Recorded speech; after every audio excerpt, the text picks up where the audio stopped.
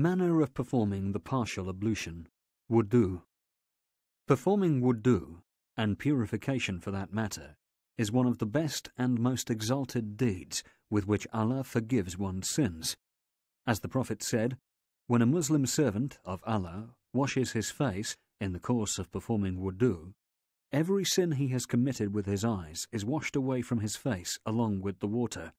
When he washes his hands, every sin his hands have committed is washed away from his hands with the water.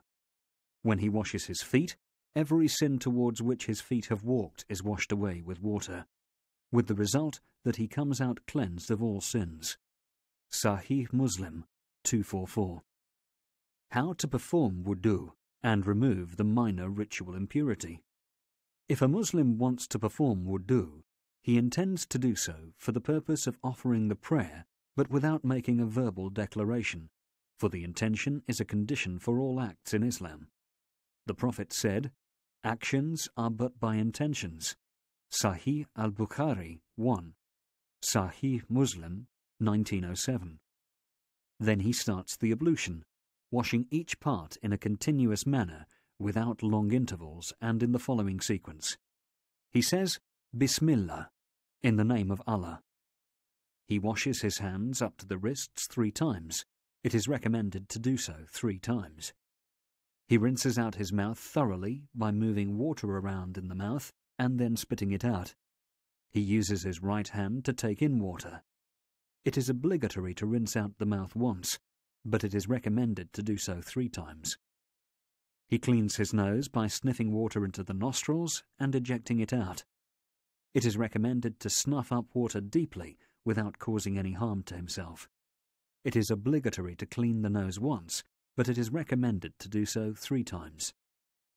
He washes the entire face with both hands, from the top of the forehead to the bottom of the chin, and from ear to ear. The ears are not included in washing the face.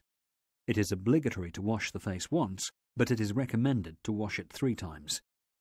He washes the right hand up the far end of the elbow, and then he does the same thing with the left hand and forearm. It is obligatory to wash the hands up to the elbows once, but it is recommended to do so 3 times. With wet hands, and starting with his hands flat on the top of the head near the hairline, he wipes it to the back of the neck. It is sunnah to wipe it back to the front.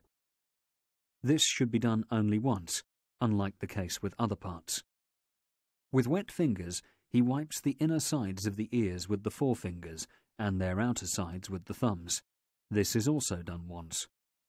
He washes his feet up to the ankles, beginning with the right foot. It is obligatory to wash the feet only once, but it is recommended to wash them 3 times. If he is wearing a pair of socks, he can wipe over them with wet hands, but only under certain conditions.